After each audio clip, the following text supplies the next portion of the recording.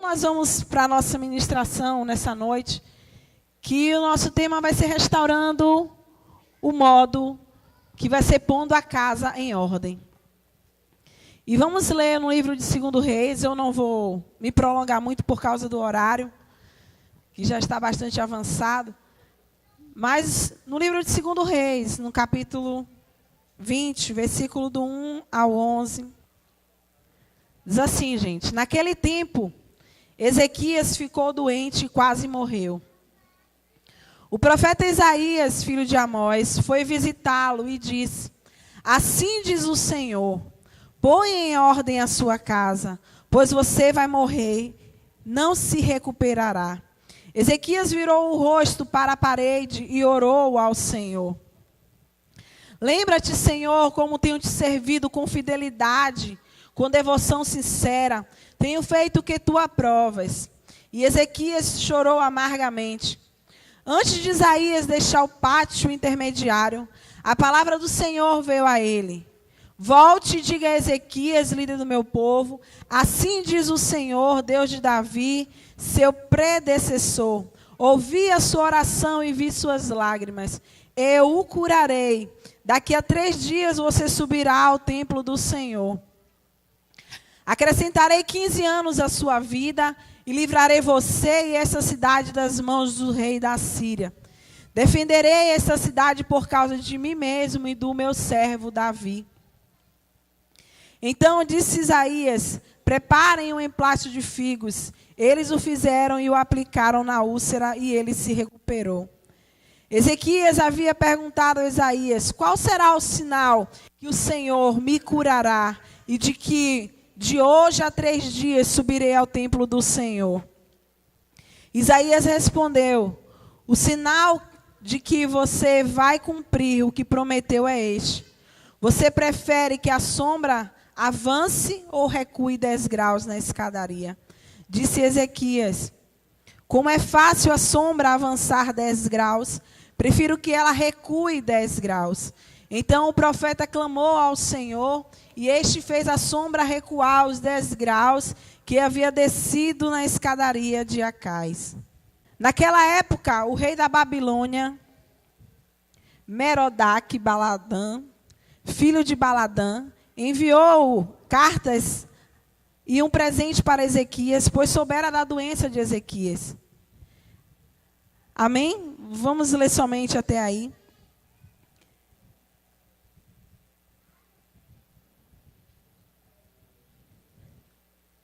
Louvado seja o nome do Senhor. E esse texto ele vai falar sobre como nós devemos colocar a nossa casa em ordem. Imaginem vocês uma casa de cabeça para baixo. Literalmente de cabeça para baixo. Todas as coisas elas vão sair do seu lugar. As pessoas que estavam em pé, elas não poderão mais ficar em pé. Elas agora vão ficar de cabeça para baixo. Então, imagine vocês como hoje a sociedade ela está. Tudo está ao contrário do que era. Tudo está ao contrário daquilo que Deus ele instituiu para que fosse feito. Então, como nós vimos aqui, existem famílias que não seguem o padrão divino. Existem famílias constituídas por vós e netos. Existem famílias constituídas por tios e tias. E tantas outras coisas que existem. Então, observem que existem alguns princípios que foram deixados de lado. E as pessoas, elas vivem tão presas em si mesmas, elas vivem tão olhando para as suas próprias vidas, que elas esquecem de olhar à sua volta. Elas esquecem de perceber aquilo que está à volta delas. E eu lendo esse texto de Ezequias, eu pude perceber que quando Ezequias ele ouviu a profecia acerca da vida dele, de que ele iria morrer, e que ele precisava colocar a casa dele em ordem, eu pude perceber que muitas vezes nós damos pouco valor àquilo que nós temos. Eu não sei como Ezequias ele vivia quando ele recebeu essa profecia de que ele ia morrer. Mas eu entendo que existem famílias e existem lares aonde só se dá valor quando se perde. Uma mãe muitas vezes dá valor a um filho quando perde o filho. Muitas esposas só dão valor aos seus maridos quando perdem os seus maridos. Alguns casamentos eles só vão ter valor depois que eles terminam. Que aí as famílias passam a analisar e dizer, poxa, como era bom, né, com aquele meu marido. Como era bom quando eu tinha o meu filho. Como era bom como a gente vivia aqui, porque se perdeu tudo isso. E Ezequias aqui, ele estava passando por um momento onde ele estava correndo o risco de perder a sua vida. E eu quero, nesta noite, que vocês entendam e que vocês percebam que há uma necessidade de nós valorizarmos o que nós temos hoje. Não deixarmos para valorizar depois que perdemos. Eu conheci um casal que eles eram um casal, porém eles não tinham filhos. Porque a mulher dele era estéril e ele não podia ter filhos. Ela não podia ter filhos, ele podia, que ele já tinha um filho já.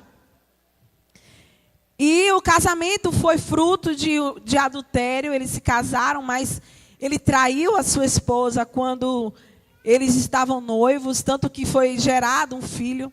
E essa mulher, ela nunca perdoou o seu marido por conta desse filho e dessa traição que aconteceu entre eles.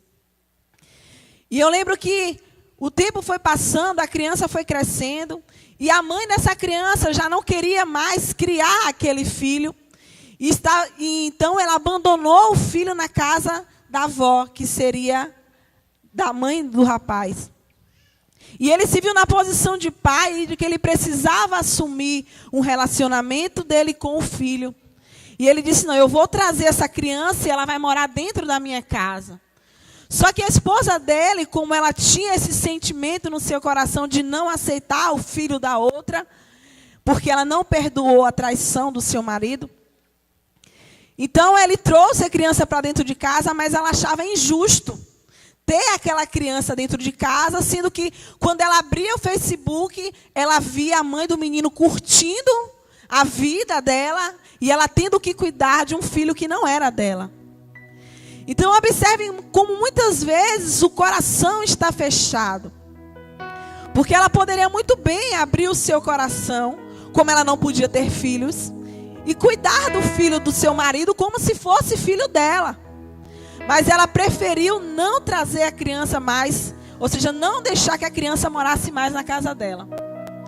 Resumindo, para nós resumirmos a história, acabou que ele saiu de casa por conta do filho, porque ele escolheu ficar com o filho a ficar com ela, constituiu uma outra família com uma outra mulher e teve um outro filho. E ela ficou só, como até hoje ela está só, mas arrependida por não ter valorizado os momentos que ela poderia ter tido. E hoje a grande lamentação da vida dela é justamente essa. A lamentação de não ter valorizado o seu casamento, de não ter valorizado o seu marido, de não ter cuidado do filho. Então começa aí uma série de coisas aonde a casa ela precisa estar em ordem. Então nós não podemos dar valor somente às coisas quando nós perdemos, mas precisamos dar valor enquanto nós temos.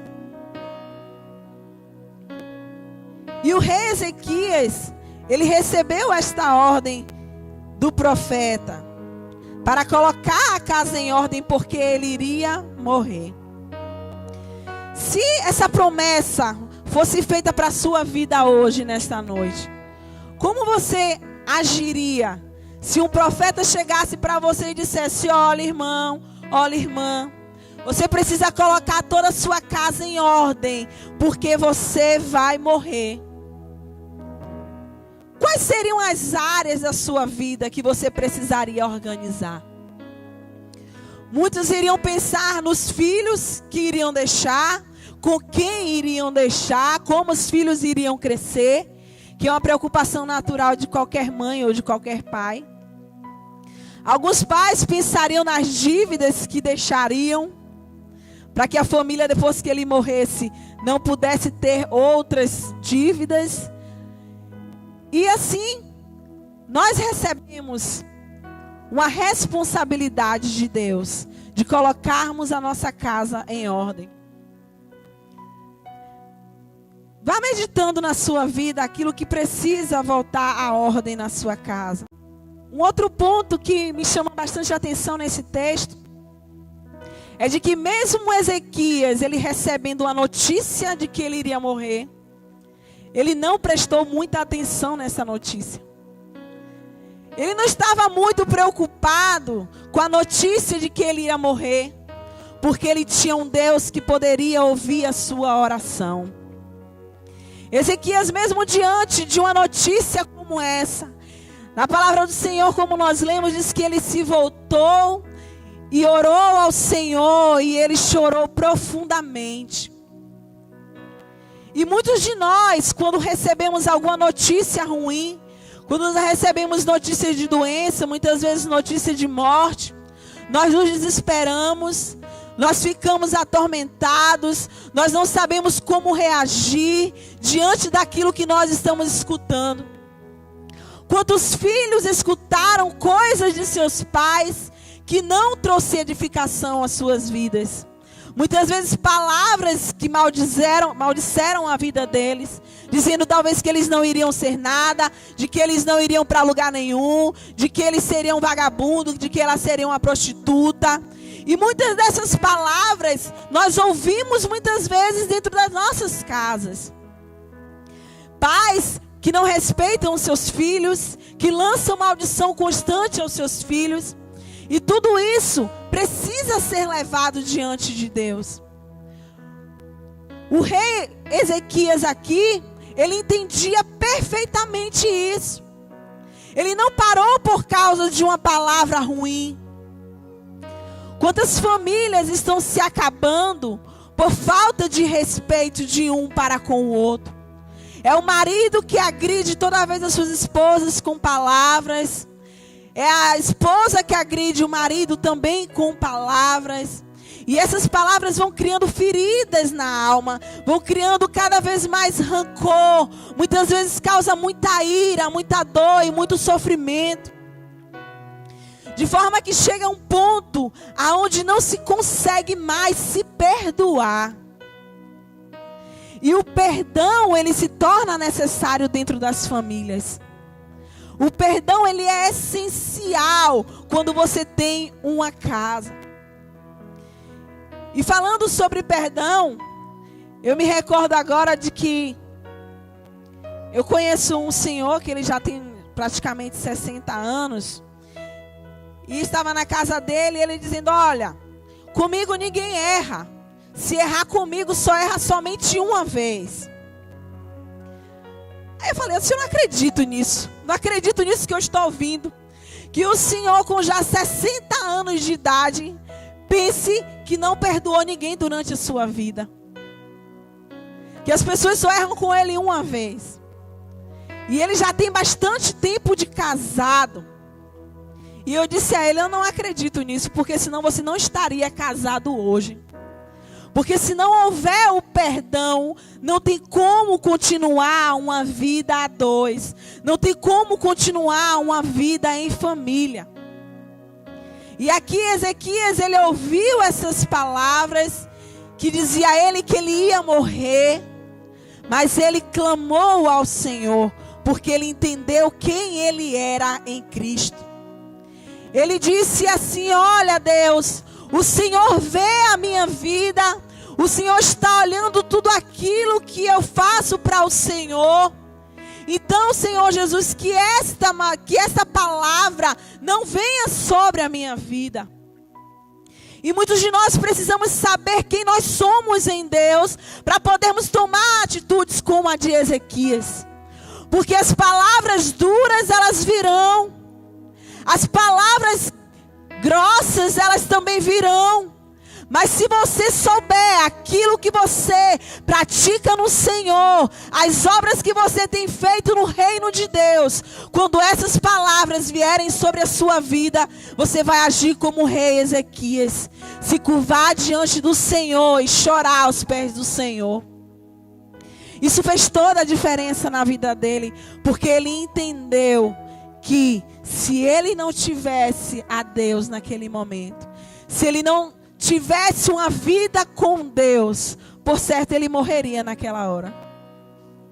Então os princípios de Deus, a palavra de Deus, o praticar a vontade de Deus, foi o que fez com que Ezequias tivesse mais 15 anos de vida. E o que você tem buscado no seu casamento, na sua família? O que você tem buscado para que entre em ordem na sua casa? Essas são reflexões que nós precisamos fazer todos os dias, porque nós não sabemos a hora que nós vamos partir. Nós não sabemos quando Deus ele vai nos levar, mas sabemos que precisamos estar preparados como família, como servos do Senhor, como pessoas que praticam a palavra de Deus. Amém?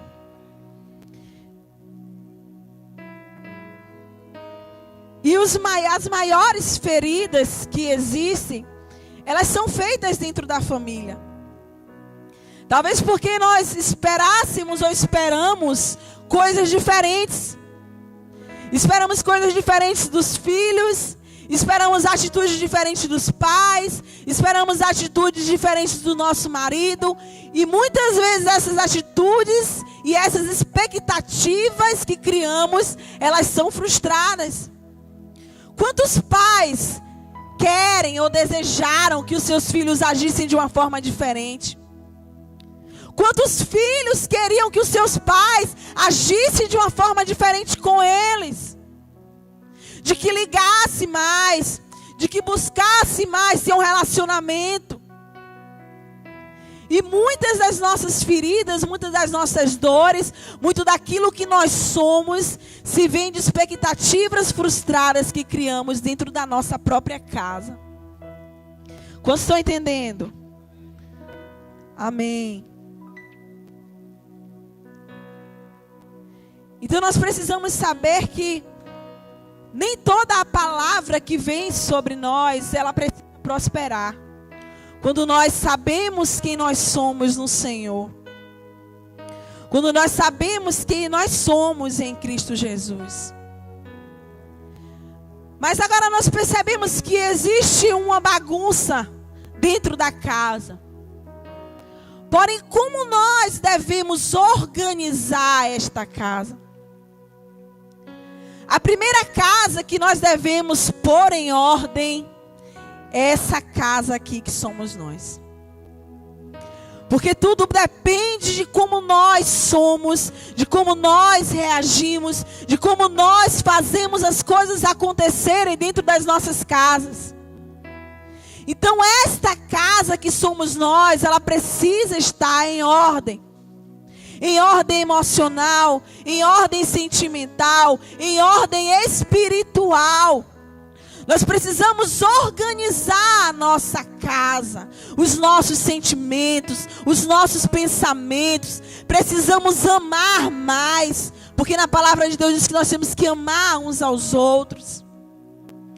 Então este amor e esta mudança precisa ocorrer primeiro dentro das nossas vidas. É muito fácil nós olharmos o outro e dizermos: olha, você precisa mudar nisso. Você precisa mudar naquilo. Mas se nós não olharmos para dentro das nossas vidas, para a casa espiritual que nós somos, nós não vamos conseguir viver em família. Porque para que a família seja sadia, as pessoas dentro da casa também precisam ser pessoas sadias. Isso tudo só se acha, só se encontra em Deus. Então, para colocarmos a nossa casa em ordem, primeiro nós precisamos colocar a nossa vida espiritual em ordem. No versículo 3, o rei Ezequias, ele diz: andei diante de ti com fidelidade. Então, falar da nossa vida espiritual que precisa estar em ordem, significa dizer que nós precisamos ter tempos de qualidade com Deus. Ter tempo de qualidade na nossa casa com Deus. Eu não sei como anda a família de cada um aqui, mas eu tenho certeza de que Deus levantou você dentro da sua casa como canal de bênção. É porque Ele quer abençoar toda a sua casa. Porque Ele quer que todos na sua casa sejam salvos através da sua vida. E para isso precisa se colocar um culto doméstico dentro da sua casa. Isso tudo vai partir de você. Isso tudo vai partir de uma vida espiritual com Deus. Aonde você vai dizer, olha, eu não aceito o que o diabo tem feito dentro da minha casa. Eu não aceito esse tipo de comportamento dos meus filhos. Eu não aceito que o mundo tenha influenciado tanto a minha família. E comece a colocar os princípios de Deus aonde há desordem. Comece a se ensinar a palavra de Deus. Porque como nós vimos no início, nós erramos porque não conhecemos as Escrituras. E um culto no lar, um culto doméstico, vai trazer esta vida espiritual que a família precisa para estar em ordem. Que a família precisa para poder entender o reino de Deus. Outro ponto que nós precisamos colocar em ordem é a questão do relacionamento. No versículo 3, a parte B, diz com inteireza de coração. E quantos relacionamentos estão quebrados dentro da casa? É filho que não fala com o pai, é pai que não fala com o filho, é mãe que não se relaciona com o seu marido, é o marido que não se relaciona mais com a esposa. E todos os relacionamentos, eles vão sendo desfeitos. Nós conhecemos casais dentro da nossa igreja que passam um mês sem se falar. E diz, não, nós somos casados. Nós somos uma família de Deus. Então o relacionamento, ele precisa ser restaurado. E para que haja essa restauração, é necessário que haja também um diálogo. Nós aprendemos que a melhor forma de nós resolvermos um problema é através do confronto. E como é que nós confrontamos? Nós dizemos, olha, eu não gostei daquela atitude que aconteceu naquele dia, assim, assim, assim. E toda a conversa, ela ganha um rumo diferente. Porque você teve sabedoria para poder confrontar o problema. E os relacionamentos, eles são novamente restaurados quando há este diálogo entre pais, entre filhos, entre irmãos. Então, para colocar essa casa em ordem, é necessário que haja bons relacionamentos dentro da própria casa. Amém?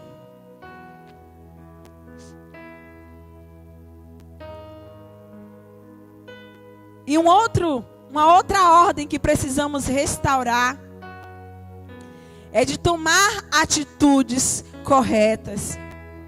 No versículo 3, a parte C diz, fiz o que era reto aos teus olhos.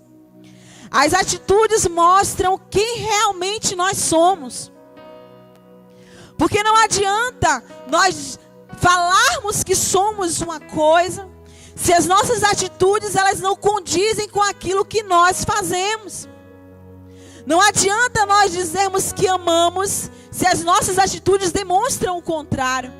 Então as nossas atitudes, elas precisam ser acompanhadas daquilo que nós falamos. Para que não haja algo meio escuro, algo contraditório. Então nós precisamos ter atitudes que condizem com atitudes de verdadeiros cristãos. E voltando novamente ao perdão, muitas vezes você pode dizer, olha, mas quem errou foi meu pai. Olha, mas quem errou foi você, não fui eu. Eu aprendi que quem pede perdão é aquele que é mais espiritual. Não existe aquele que é o certo ou que é o errado.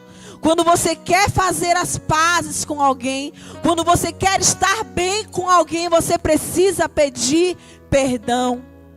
Você precisa assumir muitas vezes uma culpa que não é sua, para que você possa ter uma vida reta diante do Senhor. E Ezequias, ele diz que ele fez tudo o que era reto aos olhos do Senhor. Nós somos templo de Deus, somos morada do Altíssimo. Em Provérbios, no capítulo 15, versículo 3, diz que os olhos do Senhor, eles estão em todos os lugares, contemplando os bons e os maus. Então não adianta termos atitudes que elas venham de encontro à vontade de Deus.